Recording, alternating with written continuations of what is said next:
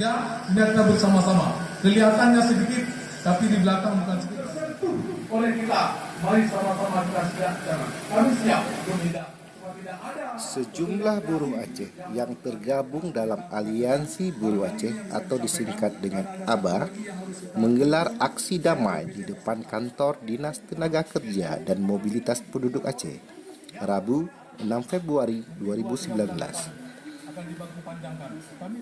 Selain menggelar aksi damai di depan kantor Disnaker Mobdum Aceh, massa juga berunjuk rasa di depan gedung DPRA, Bundaran Simpang 5, dan kantor BPJS Kesehatan Banda Aceh. Kedatangan buruh Aceh yang tergabung dalam Aliansi Buruh Aceh ke kantor Disnaker Mobdum Aceh disambut oleh Sekretaris Disnaker Mobdum Aceh beserta jajarannya.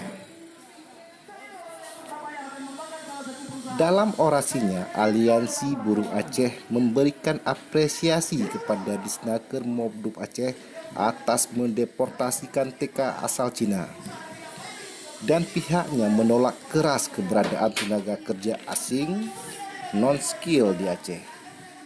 Seharusnya tenaga kerja asing tidak boleh bekerja di sini kalau pekerjaannya tersebut masih bisa dikerjakan oleh tenaga kerja lokal. Demikian paparan mereka.